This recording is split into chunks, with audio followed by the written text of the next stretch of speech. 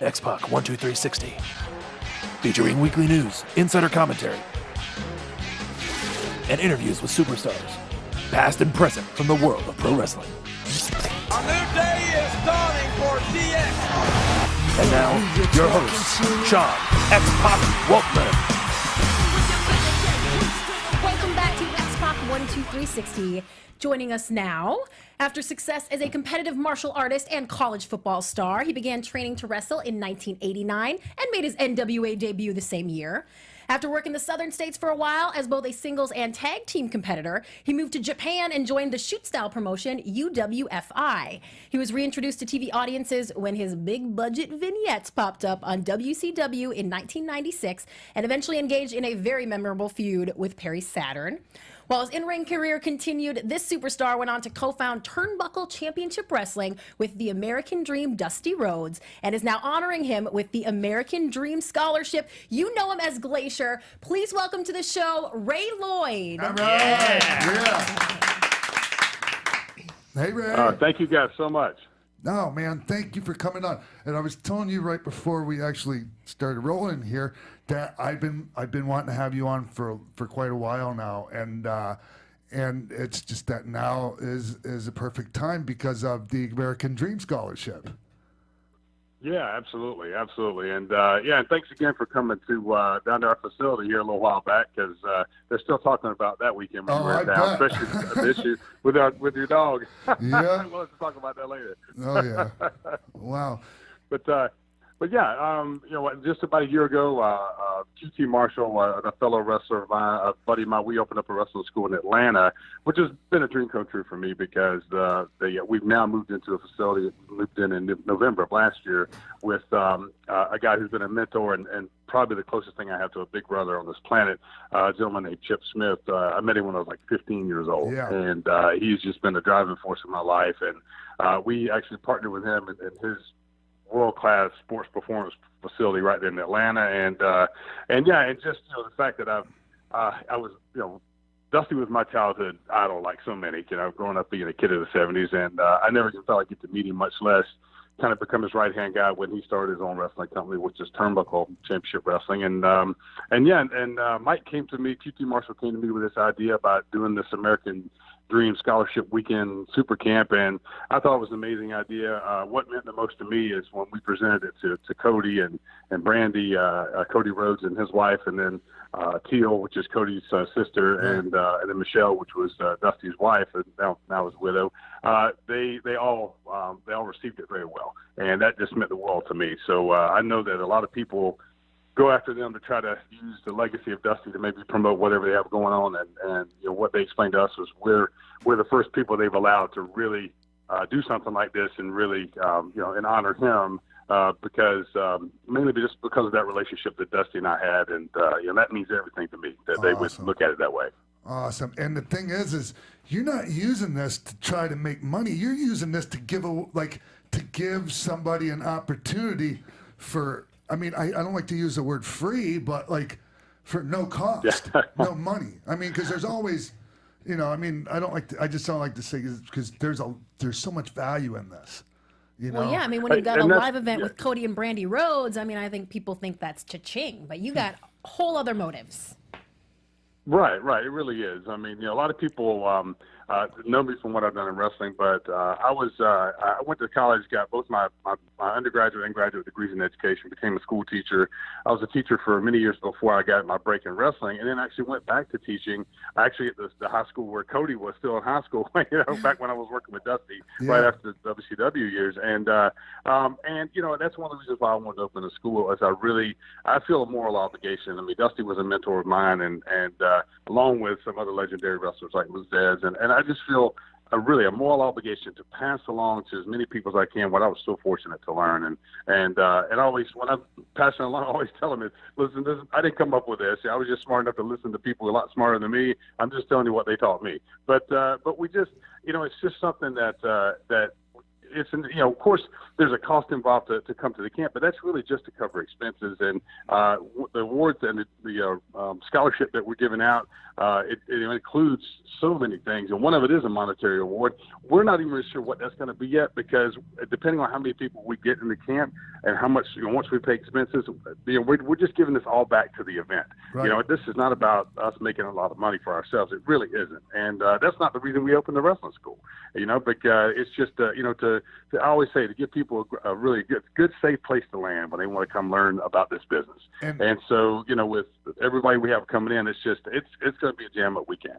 Sweet. And for everyone out there listening, your school, Ray, the facility is as nice it's nicer than any facility for a wrestling school I've ever been in anywhere. Thank you, bro. Thank you. Yeah, I'm really impressed. Yeah.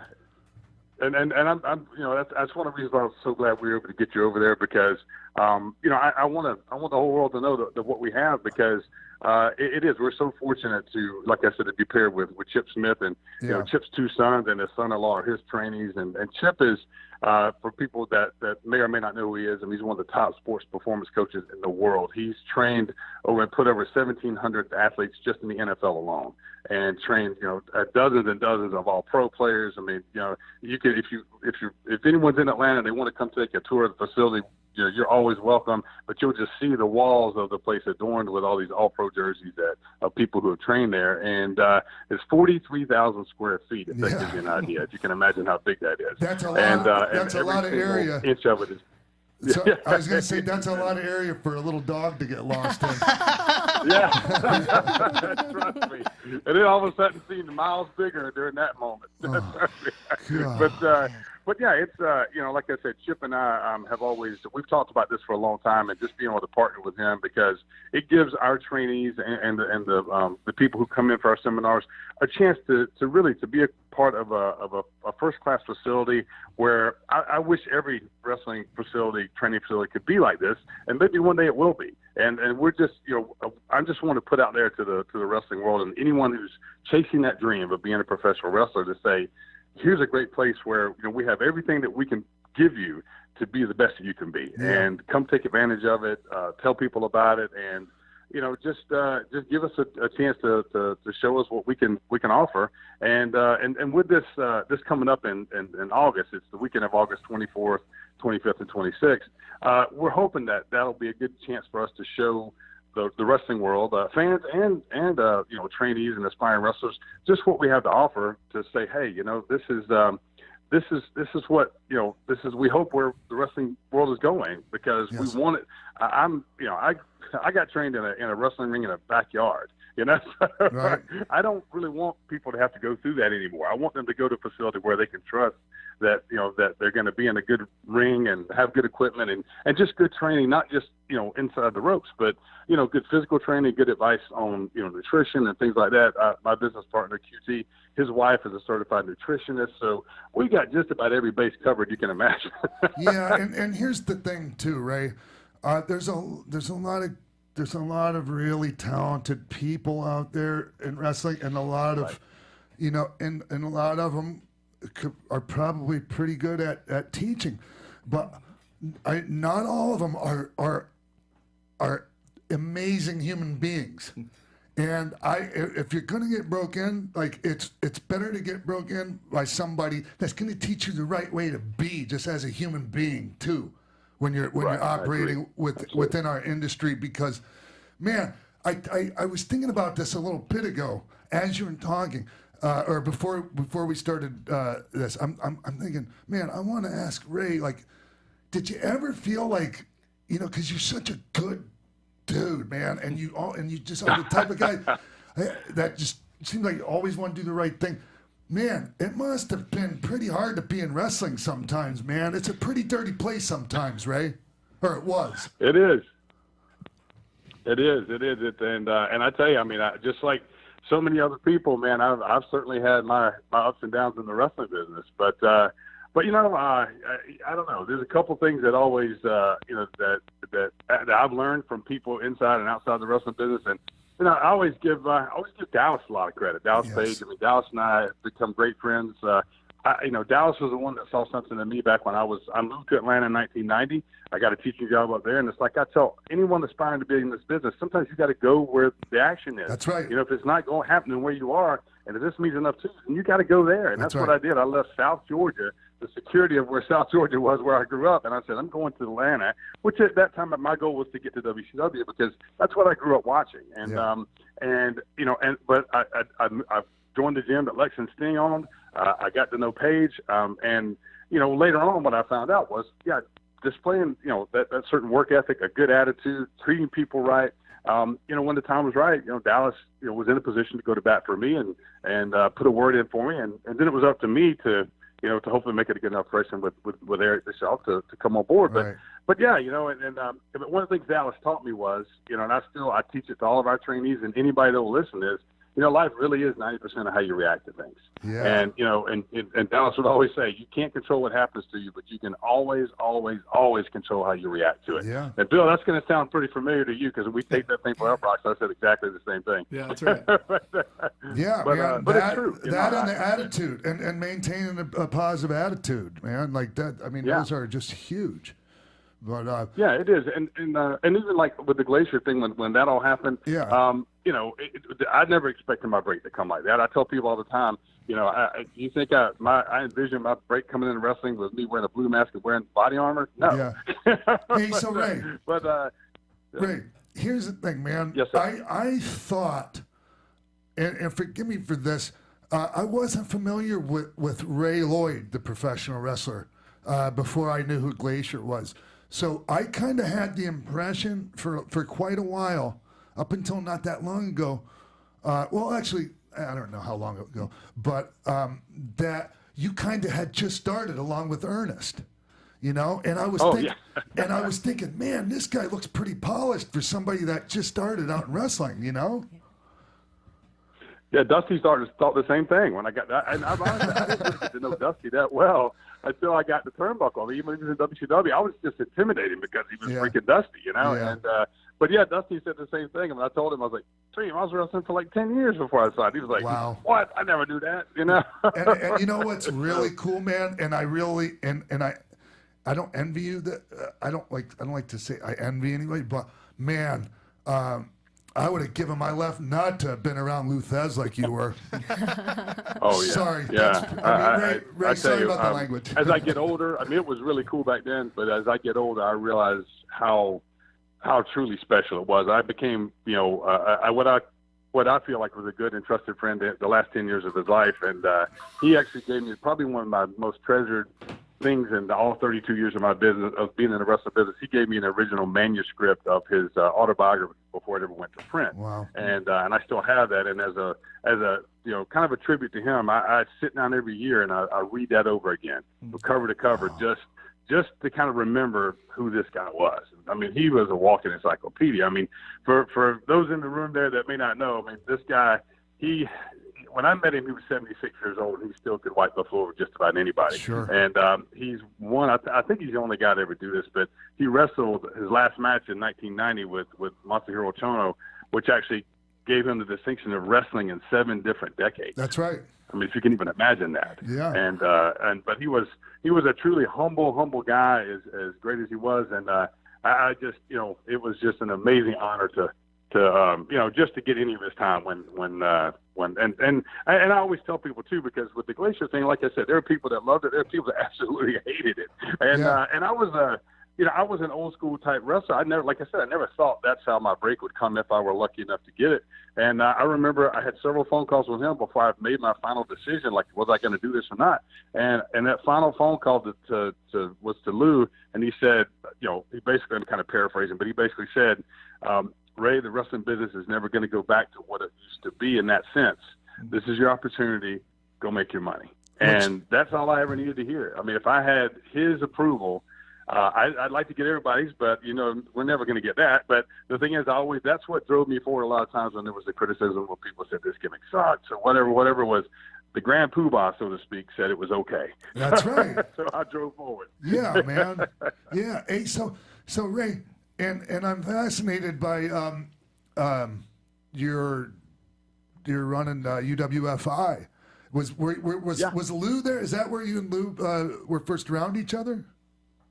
That was actually the first time I ever met Lou was my first trip to UWFI, which I believe was 92 maybe, Yes. and I broke in April of '86, so I had a little bit of the indie experience under my belt, and they took us to the dojo, to the training center. We would get in about a week earlier than the actual scheduled show, and I remember walking into the dojo and. Yeah, here I am. I still feel like I'm wet behind the ears, and I'm just, American. I've never been to Japan. I'm walking around like a tourist, and I walk into the dojo, and standing there in the corner talking is Luthez, Danny Hodge, and Billy Roberts. Wow, man! The only one missing was Carl Gotch. I always say this. I'm not lying when I say this. I remember saying to myself, I said a couple words I probably shouldn't repeat here, but I remember saying, "Oh my God. This is going to hurt like hell, but I'm going to be able to tell this story for the rest of my life." That's it. Yeah. So and it did hurt like hell. They stretched me from one side up down the other, but I wouldn't have traded that for the world. But that was when we first met, and I just got to know him through that. He kind of, I don't know, he just took a liking to me, and he coached me a little bit, and I had a decent showing my first match over there. He immediately came back from, he watched it, live, and came back and just kind of gave me some pointers, and I don't know, we just developed to me, it was more of a mentor-student type relationship, yes. And that's and like I said, I was able to carry that for the last 10 years of his life. Wow, and for the people that are listening right now that are wondering what the hell UWFI is, originally it was UWF, and that was in Japan. The guys that wanted to do a like real stronger style, like more legitimate, like. Style. Matter of fact, they tried to say, like, that stuff's fake and this is the real stuff. And it was kind of the predecessor to the MMA, like the UFC and all that stuff. Like it was the realest. It was the realest thing you got until actually Pancrase and all that. And that's what I trained for, when I was first started training.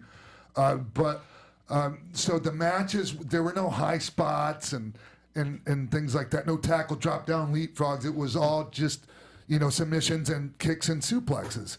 And who was your first match with? God, what was? Was it a Japanese guy? I've been hitting the head a lot, Sean. So I gotta remember what his name was. They probably won't even know what you're talking about. Remember. It doesn't matter. But I remember we called him.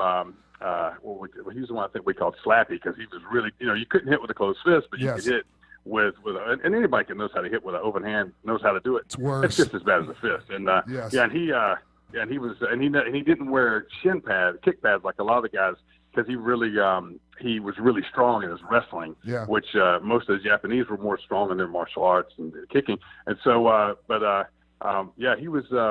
He was a tough one. He was tough. So. Hey, were you over there with Vader?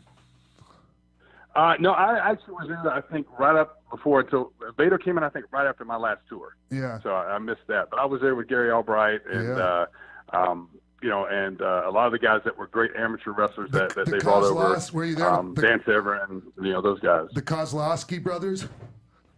Yeah. And actually, Steve Day, who's one of my best friends. Yeah. Actually, Steve and I are going to do a charity golf event in Mississippi next week. And Steve, it's funny, he was just sent me his bio, and I had no idea he won like a bronze, a silver, and a gold medal in the World Games and all this stuff, and almost qualified for the Olympics in 1980 when they ended up boycotting. And he's a heavyweight, so he's a big guy. But he's what he's become most known for is he was Cody Rhodes' high school wrestling coach. Oh wow!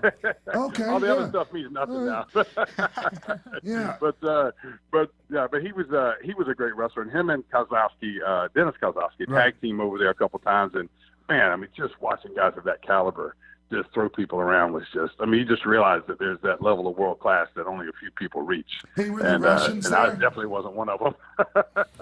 Hey, sorry. Sometimes I get so excited that I start talking before somebody's finished saying what they have to say. Hey, were the Russians there, like Viktor Zangiev?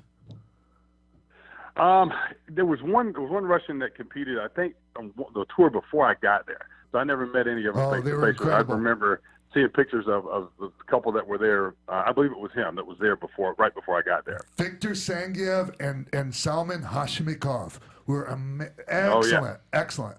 But anyway, and they used Lou's old NWA World Championship belt as their championship belt. That's right. Yeah, that's right. One. Yeah, and they allowed early on. They allowed people from other sports to come in, like they allowed pro boxers, pro judo players, and I remember that was what the young guy that I wrestled against. Like that's what put him on the pedestal was the tour before I came in. He actually was matched up against Matthew Saad Muhammad, who was at one point the world cruiserweight boxing champion, which in boxing, cruiserweight is right under heavyweight. Yep. And he came in and he beat him in like 42 seconds.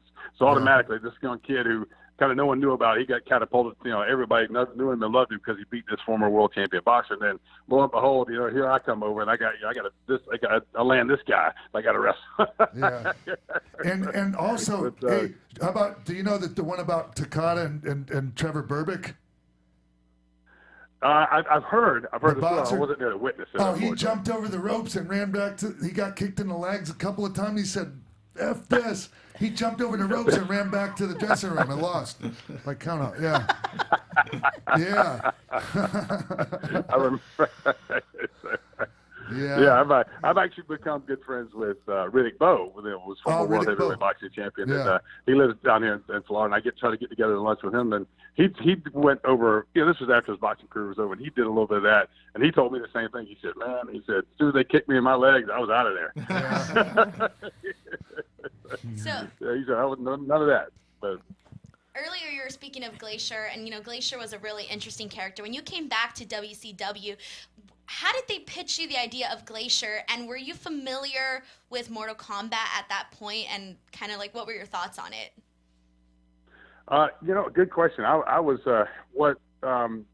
I wasn't really at that point, and I was into video games when I was younger, but then not so much so when Mortal Kombat stuff came out. But for those that remember, I think it's funny how sometimes people's memory tends to forget sometimes. I thought the people in the mid '90s, the Mortal Kombat thing was huge. The video games, and then the movie came out. I mean, it was a big it's a big thing. That was a very popular thing, and so when I ended up meeting with Eric, it was basically a dinner where he basically grilled me for a couple of hours up one side and down the other about my martial arts experience, my wrestling experience, blah blah blah, and I just thought I was meeting with him kind of like just to see if he liked what he saw, and maybe one day he would find a spot for me. And in that meeting, he kind of explained everything to me, like what they were starting to try to put together. And basically, what he conveyed to me was that Turner Broadcasting had an interest in the Mortal Kombat franchise. And of course, later I learned they were the ones that produced the Mortal Kombat TV show that ran for a while. Yeah. And they basically said, can we bring this concept into the wrestling ring? And so that the wheels had kind of been in motion. Eric was already looking, apparently, for at least one person to kind of get this thing going, and then eventually it ended up being the four of us that would start it. But yeah, it was. But I just remember in the beginning, Eric saying that we want to present to the audiences like a video game come to life, but we want to use all heavyweight wrestlers, but we want heavyweights to move in a way that the heavyweights have never moved before. More like video game characters, do things that more like cruiserweight wrestlers would do. And now that's pretty common. But in '96, not a lot of heavyweights were doing anything like that. So the thing that I always say about our whole run is, whether people liked it or not, we tried very, very hard, and I think we succeeded to a certain degree to really break new ground, especially for heavyweights, as far as what could be done in the ring, as far as certain moves and things like that. And so, like I said, I watch the product now, and they got Big Show doing these monster moves off the top rope and stuff. But it was something where we felt like we broke ground and kind of laid a path for people now that I see are doing things. And I hope that we were able to kind of just lay the groundwork for a path that a lot of wrestlers would eventually follow. Like when I watched the El Rey Network, and they have the Lucha Underground. I see a lot of those characters that remind me of kind of what we were dealing with 20 years ago, and it's kind of evolved to that. So yeah, I mean I always look back now and feel good about feeling like we kind of laid the path for some other people to come after us. Glacier would fit in perfect in Lucha Underground. Oh yeah. Has anyone from Lucha I Underground got to or put a El call in Rey? the Chavo. Maybe he can be over there. All right. So no one from Lucha Underground's ever reached out to you, Ray? Sir? No one from What's Lucha that? Underground or El Rey has ever reached out to you about coming in? No, they haven't. Amazing. And I was very fortunate with Ring of Honor. I did kind of a guest surprise appearance in their big Rumble back in the fall, and I got a really good reception for that. So who knows? Do you own the rights to Glacier? You know what? I'm in the process actually of locking all that down. So, Nice. but yeah. So I'm hoping I can do that. So one day we'll own all the rights to it. So with all the money that they invested in your look and your entrance and your gear and this persona, why did they not make you an action figure? God knows, because they were WCW. That's exactly what you've said to me before. That's exactly what Sean has said to me before. When I asked him why they never had a When people six-figure. ask me stuff like that, I always say, "Is it any wonder they're not in business anymore?" You know. Have you had any contact from Figures Toy Company? They make a lot of the independent guys and legends now. They could do wonders with you. Yeah, I have, and that's why I've actually started the process of working with a legal consultant here in Orlando to just see if the possibilities of because I wouldn't want to jump into all that and then find out that I ticked off the wrong people that whatever. So yeah, I'm just so if you guys can just kind of be on hold for that, I'll let you know what I can come up with, because obviously I'd love to be able to do that. I mean, I thank goodness I still look somewhat like I did, when I was wrestling. I need to drop a few pounds, but the outfit still fits. Oh, that's so cool. Have you put it on lately? Oh yeah. Joey Janela's Oh spring yeah, break. yeah. I do appearances and stuff, and Yeah. I get in the ring here sometimes. I'm in the process of trying to drop about another 20 so I can get back to looking as close to what I did when I was on TV. Hey man, hey Ray, I was on that one Yes, show. sir. I was on that one show with you in Georgia. It was the second show when I was down there for that. What was yeah. it? Georgia Premier Wrestling? Right, Is right. that what it was called?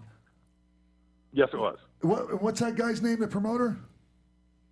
Daryl. Daryl, Yeah, yeah. Daryl's last name. I really Yeah. liked working there, Ray. That guy, they had a really good show, a great crowd, and Yeah. and I really enjoyed my six man. I don't know why I felt like I had to bring that up because but that was where I saw Listen, that was where I and saw listen, you. I was watching it and I enjoyed watching it. So. But yeah, man, I guess that's just because that was the last time I saw you put the Glacier costume on. Well, you said that was a Yeah, six-man. yeah. Speaking of six-mans, you were in King of Trios at Chikara twice, right? You were Yeah. there with the Los Ice Creams, and then again with Al Snow and D'Lo Brown? Ice Train, right? Yeah. I think it was absolutely. supposed to be Ice Train. that was a great one. Actually, I just did a show for King of Trios about a month ago up in northern PA somewhere. That's right. I was in they had their kind of version of the Royal Rumble type thing, and I was in that, which was nice, a lot of fun. So do you enjoy going and doing those shows and seeing how much of an impact Glacier really had on fans? I do, and you know what? And it is one of the nicest, most humbling things in the world when someone comes up to me and tells me anything up to that where I might have had some kind of little influence on them, for whatever reason. And because I always tell everybody, that will listen is, I was a wrestling fan first. I still am a wrestling fan. I love this business. I want it to be good. I want there to be all these places for these people that I call the dreamers, and I'm a dreamer too, So, Yeah. but the chasing this dream that a lot of people are telling, like, what the hell are you thinking? That you can't go do that. Well, yeah, you can, and and if there's someone out there that if I inspire them just a little bit, there's something about my look or what I did in the ring that says, hey, I want to go do something like that, then I'm so glad that I get a chance to meet any of those people, because I used to be the young one, trying to talk to the veteran and saying, hey, you inspired me to do this, and that's, I can honestly tell you, I mean, and this is not just some nice fluffy statement. This is the God's honest truth. I always say about the wrestling business that I've achieved a lot, and I've I mean, Dusty helped me achieve, one of my childhood dream was, because I have a twin brother, a lot of people don't know that, and I could never get him to get into wrestling full time. but our childhood dream was to be the NWA World Tag Team Champions like Jack and Jerry Briscoe. That's who we grew up watching. And And Dusty made that happen for me to where I could actually win the NWA World Tag Team titles. Had a very short run, but I didn't care. I'm in the record books, and that was my childhood dream that got accomplished. And my childhood hero was the one that made it happen, which was even more amazing. But, just the fact that I always say this, the biggest achievement I have ever achieved in this business is being able to walk into a room of established wrestling veterans who I admire and look up to so much and be accepted among that group. To have a seat at the table with those people is the greatest privilege and honor I could ever imagine from this business. From some, a kid from South Georgia who never thought he'd be doing this, really, to be able to do that is, Larry Zbyszko lives in my neighborhood here, and recently I ran into him at the Subway sub shop, and he comes up and forearms me from behind. We're standing around talking in the Subway shop, and I'm just sitting there looking at him.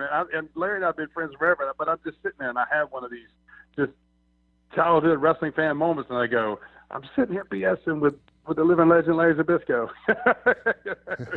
It's just, so that's, I hope that if I can give anything like that to anybody that in this wrestling business that's coming, behind me, then, I'm just thrilled to death. And I really am, sincerely. I mean that from the heart. Well, Ray, to just bring it full circle then, you've got the American Dream Scholarship coming up, and you're one of the few, if not the only person in the world to have been coached and sit under the learning tree with both Lou Thez and the American Dream. Now you're running your own wrestling school.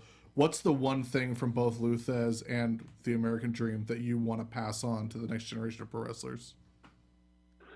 Oh, wow. I think, I don't know if I could say it's a unilateral thing by both of them, but I can say, one thing from each one of them is that, from Lou, the thing that I most got from Lou was that, that to present yourself to the world, if you're going to be taken seriously, you got to present yourself as a professional, and you got to look the part, and I forget who said it to me first, but I remember, if you got to dress for the job you want to get, if you don't have it, and he was just really big on that, and that's one of the things I really pitch a lot is you got to look the part, and for Dusty, I think the one thing that I really learned from Dusty is embrace what makes you unique, instead of trying to put together a character that really may or may not be who you are. Embrace what makes you unique, and take that and find a way to turn the volume way up on that.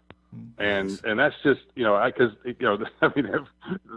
Dusty was a pretty unique guy, and he just, that's one of the main things that I saw him live, and that he was very proud of. He was a very unique personality, and that's what's going to make him memorable for generations to come, is the fact that he was so memorable because of that.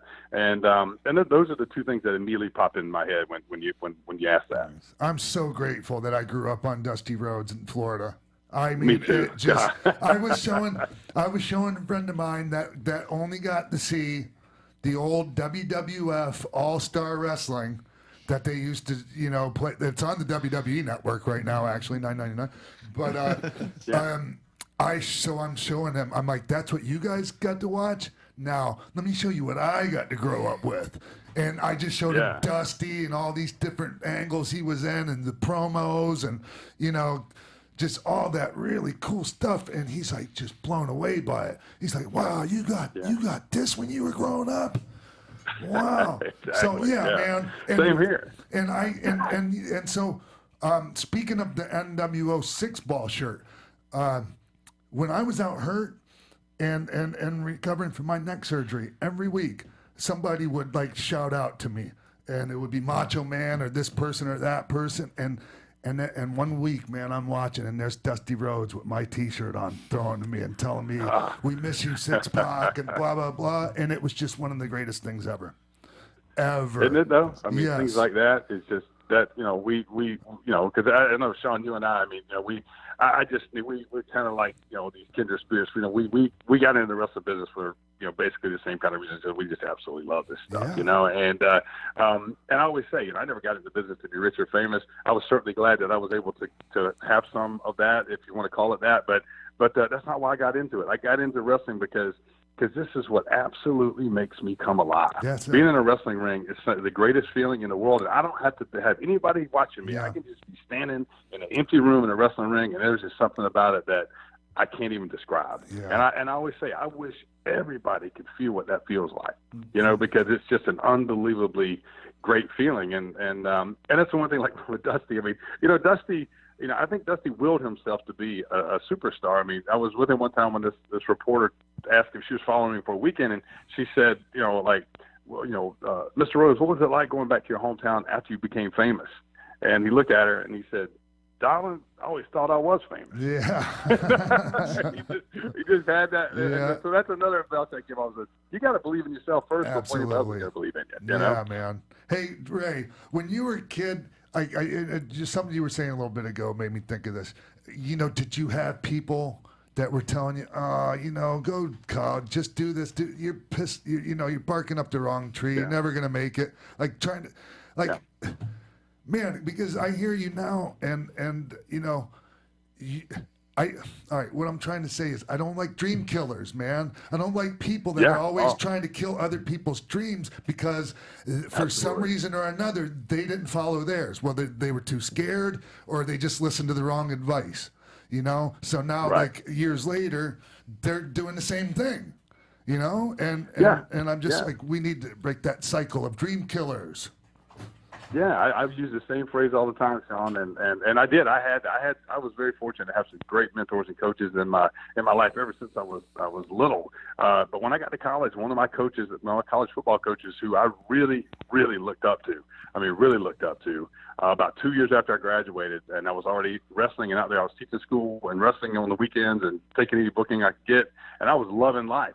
And I came back for a football game. And I ran into him, you know, after the game in the locker room, and he was actually, you know, on his way out, and I was coming in just to say hey to some of the other coaches, and we stopped and we talked, and after a little bit of small talk, he asked me what I was doing. I told him I was still pursuing the wrestling dream, and he just looked at me and he just got this blank look on his face, and he just said to me, he said, when are you gonna, you know, stop playing around with that BS? And man, I'm telling you, man, my heart sunk down to the bottom of my feet, you know, and I was just like, this guy who I so looked up to and who I thought believed in me actually doesn't, you know, or doesn't believe in my dream, you know, and I'll tell you what, I mean, I sulked for a little while, and then I turned it around. So one of the things I always tell people to, you know, is if you want to see what I can do, then tell me what I can't do. Amen. You know, and that's just what drives me, you know, and from that point on, I set my sights and I said, you know, by God, you know, I don't know if I'm gonna be able to make this, but I know this, I'm gonna do everything in my power to make it, and we'll see where it takes me, you know, and it's been a pretty darn good ride. Amen. Amen. Believing in yourself and not doubting yourself. That's where it's at. Because man, no one else has to believe in you if you believe in yourself. You know, because when I was starting, and from the time I was 10, and Ray, I've talked about this a bunch. My very first live wrestling match was Nature Boy Ric Flair versus Dusty Rhodes, the American Dream, for the NWA World Heavyweight title. That was my first live experience. And I knew what I was going to do. Yeah, I knew what I was going to do right then and there. And no one else believed in me. Like, and anyone that said, and I put this in a tweet the other day, I'm like, I said, no, you did not think I could always think I could do it. But I always did. And that's all that I needed. All I needed, man. And that's all that everyone out there needs. Like, it's great when you have other people believe in you, but just believe in yourself. Right. Yeah, it's got to start with you. And I tell you what, I mean, I heard something the other day that has just really stuck with me, and it goes along with believing in yourself. And I heard someone say that you are the only person that you can guarantee will never leave you. That's right. And I thought, man, that's powerful, you know. And so, but if you believe in yourself first, then you surround yourself with a supportive environment of people who also believe in your dream. You know, like I've got a mentor of mine, and she always says, surround yourself with yes and people. And what she means by that is you find people, when you tell them about your dream, they go, yes, I get it. And how about this? You know, how about this? And, you know, and find those people, because they're out there. You just got to look for them. And then the other ones, you know, not to say you got to cut them out of your life, but, you know, I always tell them, you know, look, you know, like in football, you don't have to block for me, but don't tackle me either. Yeah, just, get out of the way. Step inside, you know? Just get out of the way. Yeah, just get out of the way. Let me fall on my face if I'm going to fall, but that's okay. Yeah. You know, because I think most people can live. You know, people sit there and say, everybody's afraid of failure. You know, and when people say, that famous saying, failure is not an option. Well, in that scenario, of course, it really wasn't. But failure is an option. Failure is mandatory. I mean, you're going to have to fail a lot to be successful, whatever it is going to be, whether it's wrestling or anything. And failure is a good thing. It's just an opportunity to figure out, okay, how do I adjust and then move forward again, and surround yourself with people that believe that same philosophy, and whatever it is, and good things are bound to happen. Yeah. Well, wow, this has been even more inspiring than I think we could have hoped. For everybody out there who wants to attend the camp and are interested in hearing more about the scholarship, where can they do that at? Well, probably the easiest place to go is just to our Facebook page, which is just One Fall Power Factory, and we'll keep posting all the information on there. And just to kind of let people know real quick, I mean, who we have coming in. We've got Dr. Tom Pritchard coming in, who was a former WWE trainer, Les Thatcher, who's a legendary wrestler. If you've been in the business long enough to have a cup of coffee, you know who Les Thatcher is, and I've become great friends with him, and he's just an amazing coach and trainer. And then we have Kevin Kelly coming in, who's anyone that follows wrestling knows Kevin Kelly is probably one of the most well-known behind-the-scenes people in the wrestling business in the last 25 years, as far as working for WWE, basically any of the major companies. And these are the people who can give you that type of advice on how to navigate your career. And the thing that I want to make sure that everyone knows who's listening and who's considering coming to the camp, these three coaches will be making the decisions on who wins the scholarships for our first male and female scholarship recipient. QT and I, who own the facility and are putting the camp on, we will have no say-so in that. This will be totally up to them and who they feel like can do a great job in this camp. And they're going to be looking for not just who's the most talented, they're going to be looking for all the things: work ethic, attitude, coachability, professionalism, and as Dusty always says, the X factor, that charisma that made him so famous. Yeah. So, I always, because I had someone say the other day, well, I couldn't have a chance at that scholarship. I'm not a good enough athlete. It's not just about that. It's about coming in and being a total package, and they're going to determine who will be the one that they feel is most deserving and who can do the most with the scholarship. But all the information is going to be it'll be on our Facebook page. It's a 3-day event, the weekend of August 24th and 25th. It's open to anybody of any level. If you just started training or you're a veteran, it's going to be, if nothing else, it's a great weekend to just come network with other people in the industry. For sure. And learn from some of the best coaches and most notable coaches in the industry as well. Yeah. Hey, Ray, thank you so much, man. Yes, sir. I'm really, really grateful that you came on and spent some time with us today, man. Sean, man, I love you, man, and I appreciate you having me on, and I would be thrilled to come back on anytime you guys would ever have me. Maybe when we get closer to the time of April 24th time, we'll have you back on to remind everybody. Yeah. I would be thrilled to come back on, and thank you, man. I really appreciate everything. And any social media stuff you want to plug real quick? You know what? I'm out there on social media on Facebook, but it's just at Ray Lloyd, which is my personal page. I still have some room left to accept some friends, so if people want to try to friend request me, I'll do my best to accept them. But pretty much everything that I have now is going through the One Fall Power Factory website or on Facebook page. So that's not I post most of everything there too. So that's not your Twitter account that I'm following? Oh, no, yeah, it is. I Am Glacier is my Twitter. Yeah. Okay. I was like, it got the blue check mark. No, that's it. It's definitely that's me. All right. Hey, man, thank you so much again, man. I hope you have an awesome day, Ray, and I love you too, my friend. All right, Sean. Thank you, guys. Thanks, guys. Thanks. Bye. Sweet. All right. Thanks again to Glacier for coming on and telling us about the American Dream Scholarship. Jimbo, where am I at this weekend? This weekend, you'll be in Pittsburgh, June 2nd at 1 o'clock for Blueprints for Recovery, Breaking the Cycle, Communities Against Addiction, 3600 Library Road, Castle Shannon Fire Department. Tickets at eventbrite.com. Also, follow Sean on Twitter at TheRealXpac, Instagram, X-Pac12360, and buy the shirts at ProWrestlingTees.com/Sean Waltman. Sweet. I think that's it, right? That is it. All right. Well, let's get out of here. And thanks, everybody, for tuning in this week. And next week, we're going to have another great show. Not sure who our guest is, but hey, anyways, and my phone, I should have turned it off. Anyways, hey, we'll see y'all right here next week. AfterBuzz TV, Westwood One, Jericho Network. Yay. From executive producers Maria Menounos, Kevin Undergaro, Phil Svitek, Sean Waltman, producers Mark B. Donica, Jimbo Frank, Christy Olson, and the entire X-Pac 12360 staff, we would like to thank you for tuning in.